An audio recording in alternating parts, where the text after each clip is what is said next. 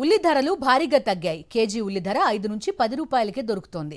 ఉల్లి మార్కెట్కి భారీగా దిగుబడులు రావడంతో ధర పతనమైంది. మార్కెట్లో ఉల్లి ధరల తగ్గుదలకు కారణాలేంటి, వ్యాపారులు ఏం చెప్తున్నారు? పూర్తి సమాచారం మలక్పేట్ మార్కెట్ నుంచి మా ప్రతినిధి విక్రమ్ అందిస్తారు. కేజీ ఉల్లిగడ్డ ధర 50 రూపాయలకు పలికిన ధర ఇప్పుడు కాస్త 5 నుంచి 10 రూపాయలకు పడిపోయిన పరిస్థితి ఉంది.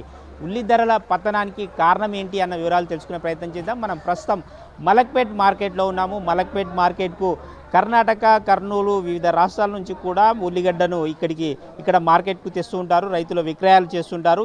సార్, ఉల్లి ధర గణనీయంగా పడిపోయినట్టు తెలుస్తుంది. ఎందుకు ఇంతగా పడిపోవడానికి కారణాలు ఏంటి? సార్, గత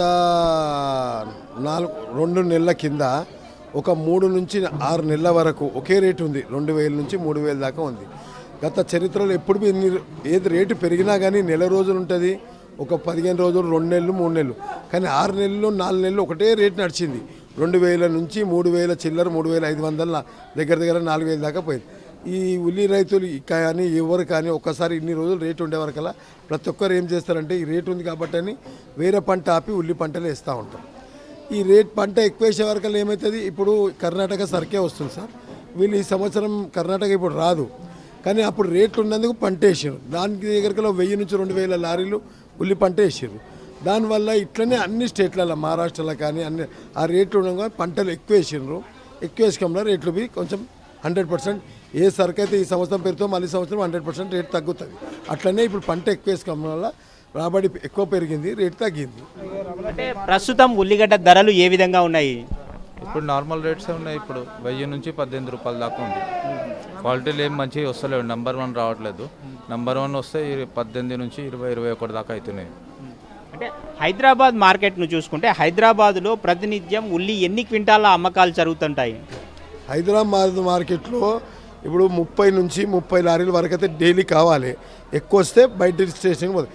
ఎంత సరుకు ఉన్నా లేకున్నా సిటీకి అయితే 30-35 లారీలు అయితే కంపల్సరీ కావాలి.